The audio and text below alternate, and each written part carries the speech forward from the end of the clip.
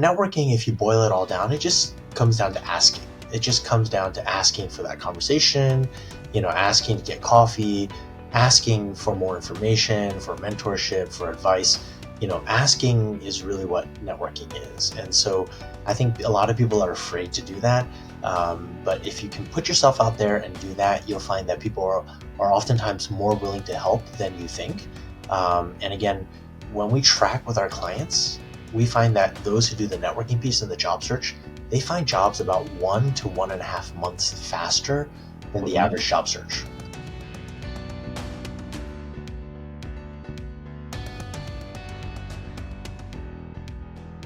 Hello and welcome to the Dragon Tree Podcast, the show where we talk to great communicators about how they do what they do. I'm your host, Chris Hobson, and today we're speaking with Timothy Lowe. Tim has worked for several top-tier international consulting firms throughout his career, and in 2015, he founded Your Next Jump. Through Your Next Jump and other programs, Tim and his team provide career counseling and training, as well as career transition guidance. Thank you so much for joining me today, Tim. Yeah, great to be here. Thanks for having me, Chris. Absolutely. Well, I wonder, it's such great timing, to have you on here with the job market being what it is. Actually, you started this you must be celebrating your 10-year anniversary coming up. So how did you come up with the idea for Your Next Jump to begin with? Yeah, actually, so started it with a business partner. And we had a lot of friends and friends of friends that were asking us just for job advice, things like how to write the resume and, salary negotiations and things like that. And we thought, well, since we're doing this already, why don't we see if we can make this a business? And so we started putting it together, started off very, very part-time, just kind of doing it as a side gig. And then it just started to grow and that's how it became a full-time thing for us. So. That's interesting. And I imagine and over those 10 years or so that the job market, and I know you work in a lot of different markets, but maybe some of the major ones like DC, New York, San Francisco, I imagine those job markets in particular have evolved a lot over the past 10 years, depending on the industry and time and all that. But, what do you think is different about this current job market as opposed to when you first started or maybe when you're, midway through or so? Yeah, absolutely. So, when we first started, it was before the pandemic, right? And so the pandemic is a huge marker in the middle of our history, and so for everybody. And so actually, when the pandemic hit, that was when about 3 months before the pandemic hit, I went full time on this business. And when the pandemic hit, we our sales dropped about 70%. At least from March until October of 2020. And so I think a lot of companies at that time were still trying to figure out, hey, what's going on? What do we need to do? And then starting to come around October timeframe in 2020, I think it just became the new normal. And I think that's when companies really, especially like you saw a lot of hiring in the tech world and just people just said, okay, well, this is normal now. And so we're somewhat normal for at least for the time being. And so they felt a lot more comfortable opening up and really and looking for ways to grow as well too. And so we've had that, and then of course most recently, being here based out in the DC area, with federal employment and just all the changes that are happening with the federal workforce, just kind of two really large things that maybe we haven't seen before in just our company's history, in our country's history, really. And so I think those two things have really shifted dynamics from things, where you had kind of normal issues and normal challenges, where there were just kind of unprecedented events and unprecedented challenges. And so, our philosophy has always been, we want to help people find career happiness. We want to help people find jobs where they feel very confident and they feel that they're growing. And if possible, even into what they're called to do, into their calling. And so, and that doesn't change. Helping people in that area, regardless of whether it's these issues now that we're having with the federal workforce or the pandemic, or even under normal circumstances, before the pandemic, that philosophy hasn't changed. It's tough times, and we'll talk about some of the special efforts you're making to kind of help that group in particular in a minute. But first, I had alluded to the fact that you all operate in different metro areas all across the country. So I wonder, whether it's, good times or bad, do you tailor your offerings, you and your business partner, do you tailor your offerings based on geographic locations, or they're just pretty much, kind of old standby strategies that kind of they're time tested and they work all across the board?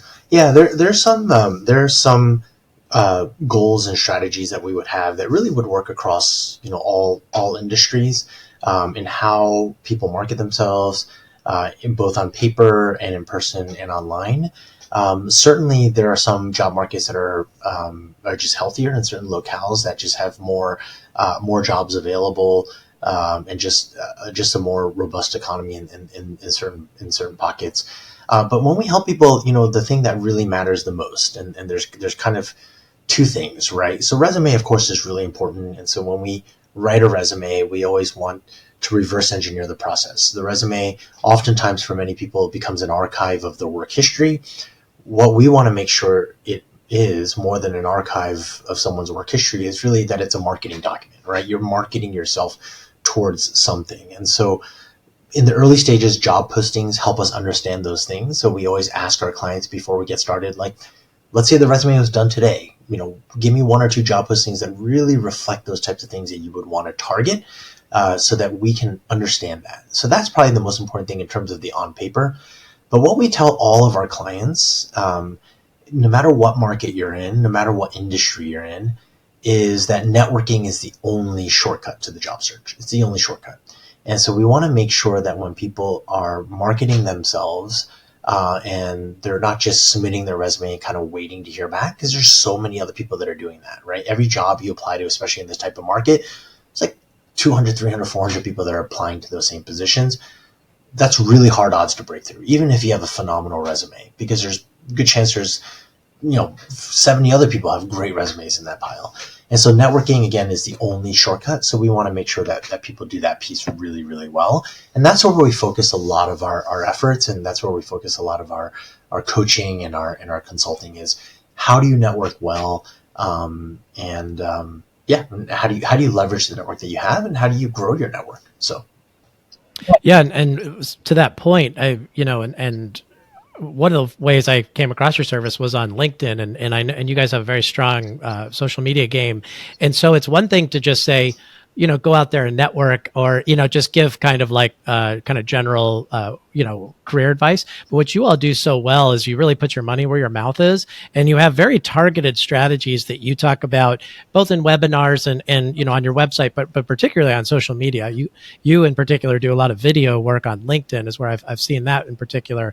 And I would really encourage people. We'll put the link to your LinkedIn profile in the show notes, because I would really encourage people to go and look at Tim's videos, because that, I know it's very intimidating already to try to execute a job search, but then to have to layer networking on top of that is a little bit of a tall order. But what I like about your approach is you kind of break it down into bite-sized pieces and kind of focus on very actionable things you can do almost on a daily basis. So we'll talk about that, your very highly effective communication online in a minute. But, I wanted to also, I mentioned webinar, and we kind of were talking a little bit at the top about the layoffs that are actually happening across the federal government right now.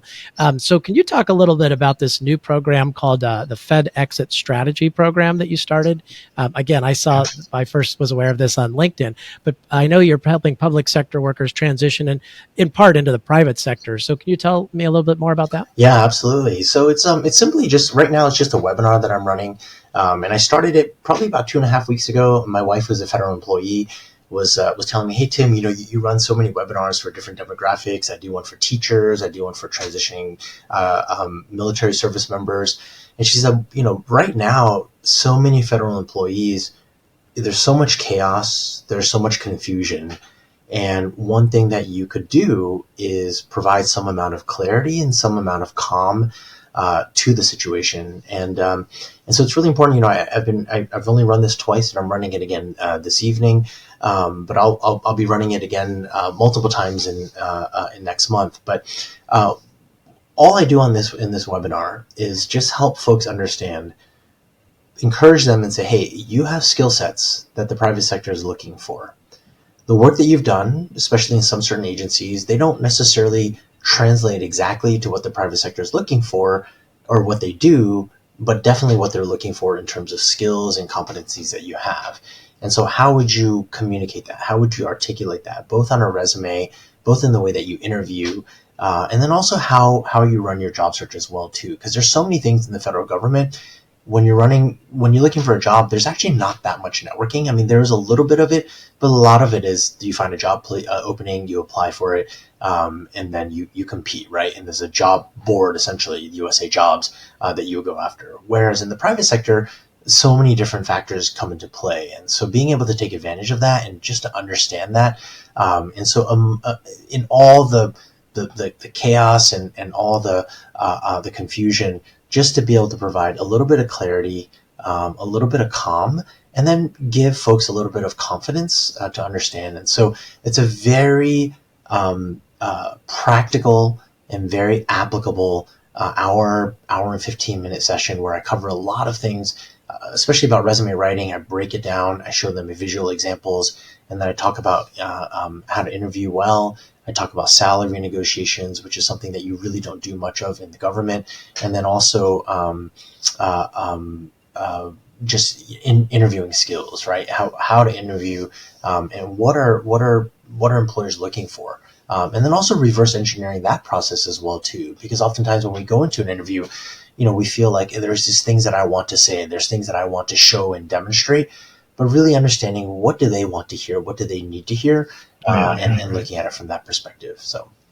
Totally. Yeah. And you brought up something that I'd kind of forgotten to touch on earlier, which is that you do in your videos, especially, such a good job of, okay, this is what the kind of lay of the land is. These are the kind of very, like you said, very practical steps to take, in the actual application itself. Then there's the networking.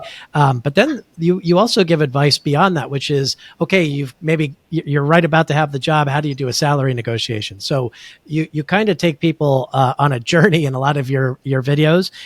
Some of them are very focused on one aspect of that spectrum.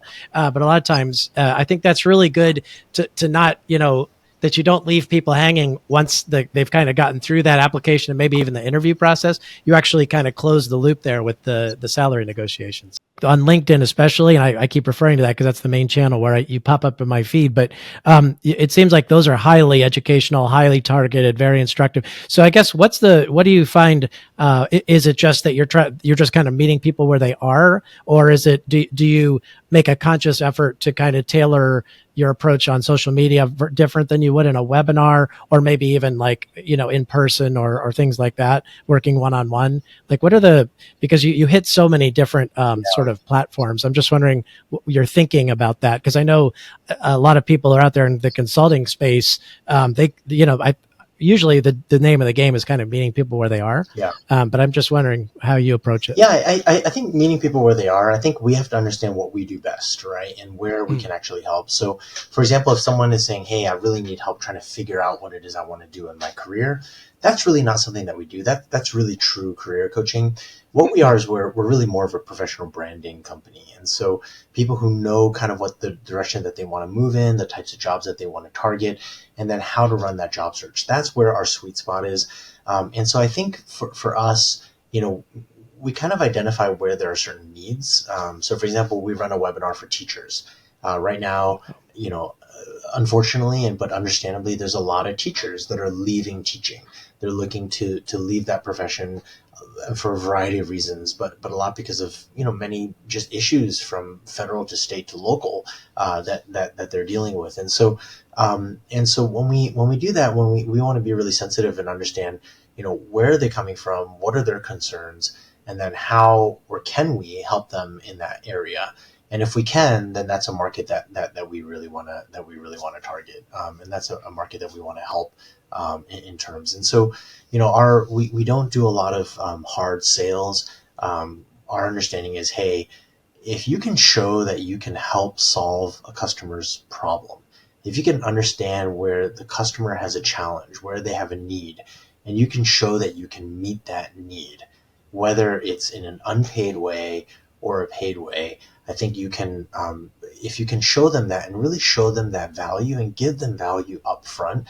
My philosophy is, at some point, things like sales and things like that will come. But let's show that because if we did our business for money, we would do things a lot differently. And we're not a nonprofit; we are for profit. But I think at the end of the day, you have to understand, you know, who your boss is. Your boss is your customers, and I want to bring value to my customers. That's my number one goal. If I can bring real, practical, real results driven value to my customers, everything else will fall in place. So That's great. It sounds like you really have niched down, I guess is kind of the term of art that people give to that. You've really kind of picked a certain amount of places where you can do a lot of good, as opposed to just canvassing yeah.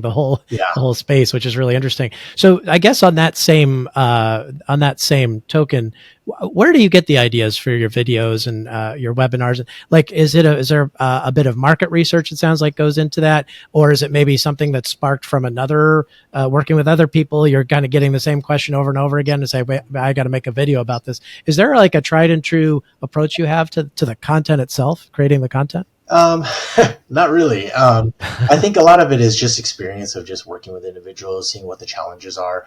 So we do a lot of networking ourselves, and so, for example, even with resume writing, we'll always try to understand what are the latest best practices, because there's tools that are out there. There's tools that companies use to help screen candidates out. So we want to make sure obviously that our resumes are work within those types of models.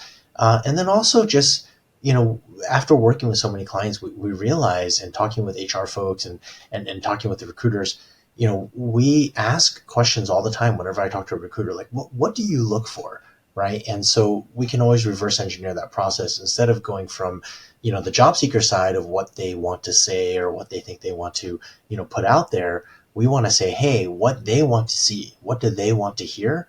That's what we really want to be putting out there, not necessarily what you think you want to say. And so, Yeah, yep, yeah, that's so interesting. So it sounds like maybe you almost have like a pool of recruiters you speak to fairly often, just to touch base and get the pulse of what's going on. Is that kind of how it yeah, works? absolutely, yeah. Oh, So we okay. do that That's really across all interesting. different industries as well too, because I think So they're going to smart. give us a lot of insights, because they're the ones who see the job candidates, and then also just talking to some hiring managers as well too. And so, Ah, yeah, and for those things that we don't know, we always encourage our clients to reach out, right? So, let's say you really want to work at Capital One, right?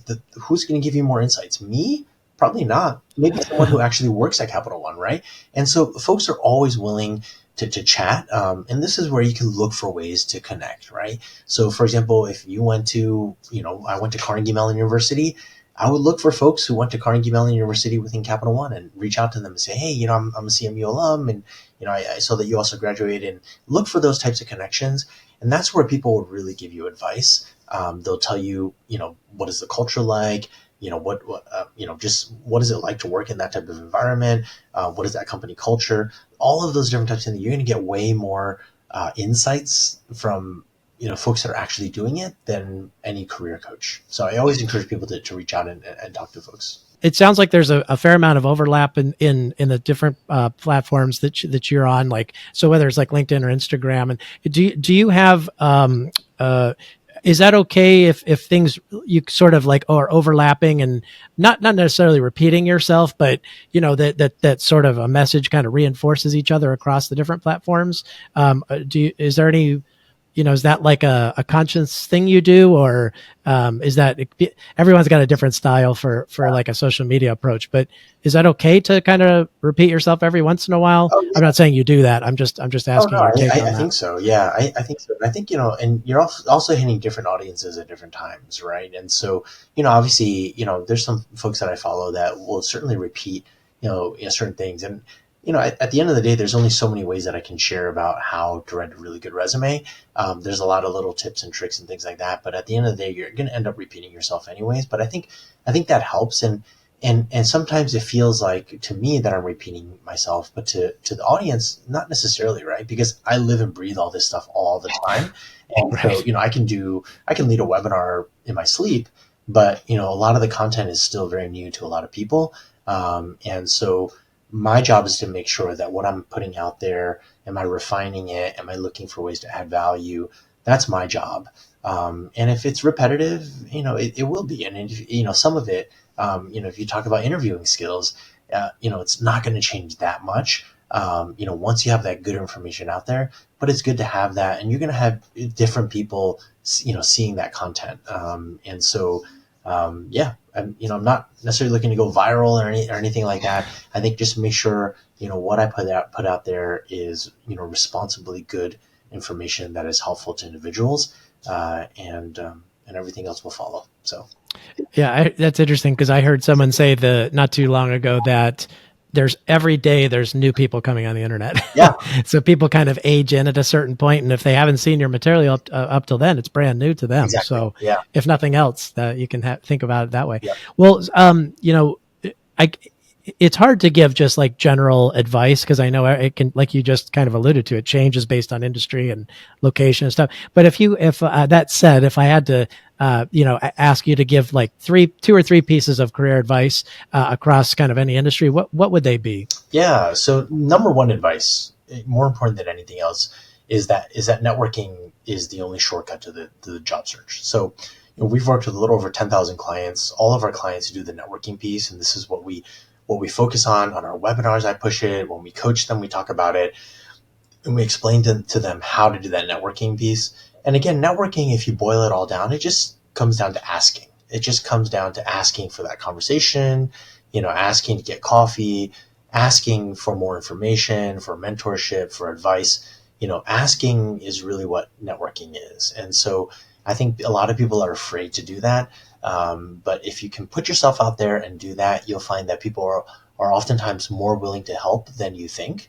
And again, when we track with our clients, we find that those who do the networking piece in the job search, they find jobs about 1 to 1.5 months faster than the average job search, a job seeker. Yeah. So networking would be my number one, piece of advice. Number two advice would be focus on the things that you can control and not on the things that you can't control. Okay. So when someone comes up to you and says, hey, Chris, how's your job search going? And you're probably like, how do I even answer that question? Until I actually have a job, how would I answer the question, how is your job search going? Right. And so, I tell people, look, always focus on the things that you can control. So what are the things you can't control? You can't control what the market is. You can't control how many other people apply, how many people you're competing against, how other people perform on their interviews, how other people market themselves. You can't control. They might have an internal candidate in mind, but they're posting this job posting, right? So there's a lot of things that you really can't control. And so always focus on the things that you can control, getting your professional branding down, making sure that you put together a system. And so we had a client, I love this story. If we have time, I'll share it really quickly. Is we have a client who, she said exactly this, and this is where I learned it from. She said, look, there's only so many things I can control, and I only have a limited amount of time. I have a job right now, and I'm looking for a different job. And she said, look, I just created a visual reminder for myself, like a system. I have 2 glass cups. I got 50 paper clips in one cup. The other one's empty. When I come home from work, I'm tired. The last thing I want to do is hop on and start applying for jobs or connecting with people. But she said, look, I visually see this. And I made a commitment. I said, I'm going to move all 50 paper clips from one cup to the other. And each paper clip that I move represents a job that I apply for, or a connection that I made on LinkedIn, or asked for a conversation, right? And she says, some days it takes me an hour, some day it takes me 3 hours to do this task, but I've committed to it. But once I've done that, I know that I did what I needed to do for that day. Then I could relax. I could take that hot bath. I can, watch Netflix. I can eat that ice cream. And she said, when my head hit the pillow, I could celebrate. And I knew that I did what I needed to do that day, just for that day. And she said, having that system helped keep me sane. Right. Yeah, because the rest of the time you can just be spending a lot of time worrying, and you're trying to do stuff and you're not sure where it's going. But she said, let me just trust the system and let me put everything into the system instead of, and there's great athletes like Kobe Bryant, says this too. He says, everybody loves the championship. For us, it would be finding the job. He says, everybody loves winning the NBA championship, but I love the system. I love the practice. I love coming in at the 4 a.m. when no one else is in the gym and doing the 300 shots, from each corner. Like for him, that was, he fell in love with that. And that's why he became arguably, one of the greatest players ever, right, of the game. And so, having that system in place allows you to not have to worry about things that you can't control. And Mm-hmm. it actually helps you in focusing on the things that you can control.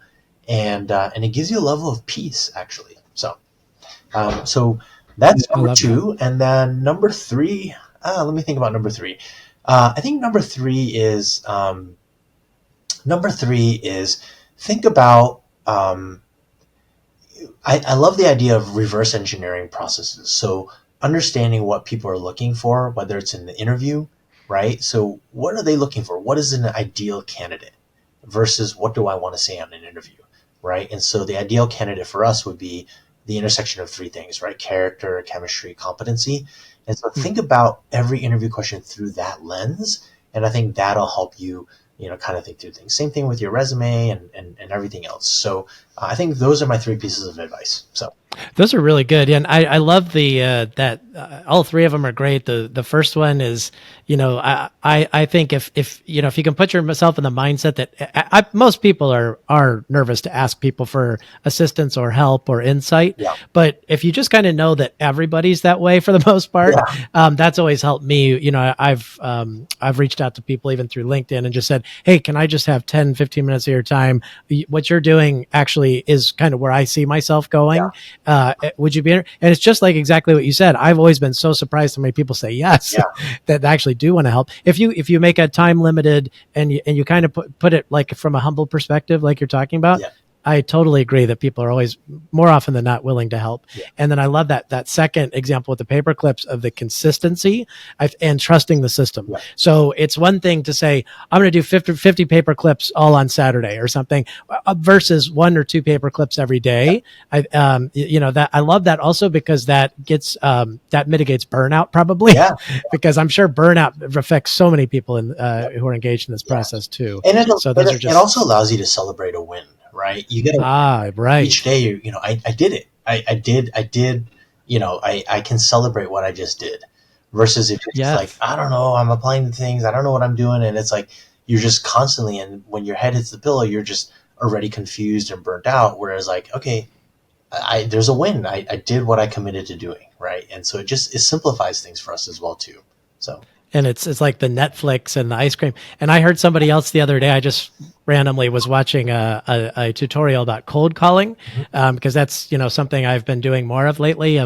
Because I run a business now, and it really conforms and aligns with what you're saying as to these people's approach, which is put the thing you want to do on the other side of the cold call, yeah, like you said, the ice cream or the Netflix. Put the fun thing that you're going to do on the other side of the application process or the interview or whatever it is, and then you can reward yourself. So exactly. I think that I really like that approach. Well, in addition to the Fed Exit strategy program and your regular work at Your Next Jump, you've also helped formerly incarcerated people find employment through a program called Your Next Story, which I find so compelling.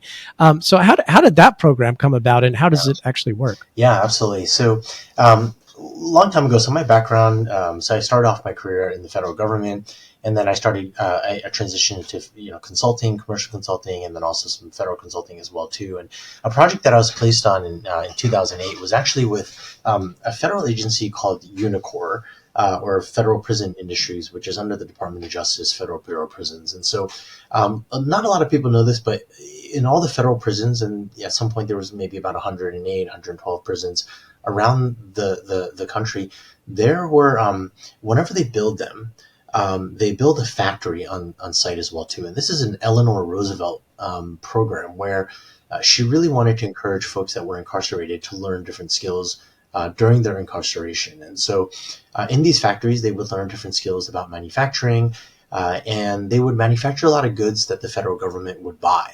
And so I was part of this. I was with Booz Allen Hamilton at the time, and we were brought in to help them build their solar panel business. So they were manufacturing solar panels at the time in 2008, and so we were helping them build that business and sort of understand the financing and all the things that are involved with it. And so as I was working on this project, I had an opportunity to visit a lot of prisons. I visited a prison in North Carolina, in Butner, North Carolina, and in that facility, they were actually sewing the BDUs, like the battle dress uniforms that a lot of our service members will wear. And I was told Oh, something like almost 30% of all the uniforms, the camouflage uniforms, are being sewn in this facility. And so it was really impressive. There's just rows and rows of sewing machines and different people cutting fabric and inmates doing all different types of things. And so I had a conversation to talk to a few of the opportunity to talk to a few of the inmates and just learn a little bit about their story and also learn about challenges too for the folks that were reincarcerated and realized very quickly, one of the best things that someone who has finished serving their prison sentence is to help them find employment as soon as possible. And so uh, once you find employment, you have a level of stability. You have income. You can provide for your family. And so I thought about it and I said, wow, this is something that we can do is we can help people, tell their story. And that's why we call it Your Next Story. That this is their next story. Hopefully this is the next chapter. And they've put that piece behind them, obviously have learned a lot of things, through that process. But just being involved in that. And so we started a nonprofit in the middle of the pandemic. We did some work with DC Morca, which is the mayor's office of returning citizens affairs, and worked with some individuals there, and continue to help out in different ways. We've partnered with Prison Fellowship Ministries and a few other organizations as well. And so just being able to do that and seeing, hey, everybody deserves a second chance or multiple chances. And so we love that idea of it being someone's next story, and that what they've done in the past doesn't isn't their identity. That their identity can be built on something better, and so that's really our hope in doing that work. now, is that what's the format for helping those folks? Is that like mainly webinars? Is that like workshops, or how does that actually work? Yeah, typically we partner with organizations. So, for example, Prison Fellowship Ministries may say, hey, here's some individuals that we're working with. Can you help them with their branding? So Ah, we would either write resumes for them or we would help them with their job search. We would have some conversations. We would work with them. We run webinars. We've done in-person seminars as well, too. But just those types of conversations and helping those individuals and almost the same things that we do for our clients as well too. So and just helping them think through the job search as well too, and also how to articulate that story, right? Because that's going to come up oftentimes, and when that comes up, there's a way that you can say, hey, this is I've made mistakes. This is something that I've really learned from this, and this is what I want to move on from, and this is how I'm a better person today because of that. yeah, I love that framing because that is a story, right? It's like a beginning, middle, and end, and Exactly. you're part of hopefully that more of the end part Yeah, there, exactly. which is getting them to transition. So that's wonderful. But what is one positive aspect of the current job market, in your opinion, considering all the challenges that are facing people? Yeah, positive aspect of the job market is, I think, so one positive, I think there's a few things. I think number one is hiring is still happening. So if you look, there are job postings that are out there, and some of them, I mean, it doesn't necessarily reflect everything, but that hiring is happening, and a positive thing is that I believe, and I don't mean this in a like a feel good type of thing. I actually believe this is that everybody has some type of leverage. Okay, everybody has some type of leverage, even the person who's just been laid off. I think thinking about how to use that leverage, and really, um, and again, like I said, the whole networking thing, because so many people don't do it, your leverage could just be doing that, right? And just really doing that a It's lot. true. And because other people aren't doing it, you are differentiating yourself almost immediately. So I think in that sense, number one is hiring is still happening. Number two is everyone has some type of leverage. Even the person who is a federal employee who's been laid off, and now there's tons of other people that are being laid off at the same time. There are ways that you can look for how you can really take advantage of the leverage that you have. And so, for most people, it's going to be thinking through how they can network and how they can connect, starting off with your alumni network, starting off with whatever, any of those different types of things. And then the third, it's hard to find things that are really positive. I put you on the spot. Yeah, I'm especially sorry. being here, especially being here in the Washington D.C. area right now. Right. Yeah, because there's so many unknowns, right? And there's so many things, and in particular with this administration, it's just we don't know what to expect, and Right. that level of stability, which the DC area has enjoyed for many decades, is just kind of gone. And so in that sense, one of the positive things is also looking at other markets, because anytime there's something sort of negative in this type of market, there are other markets that are available too. And I know that can involve moving or remote jobs or things like that.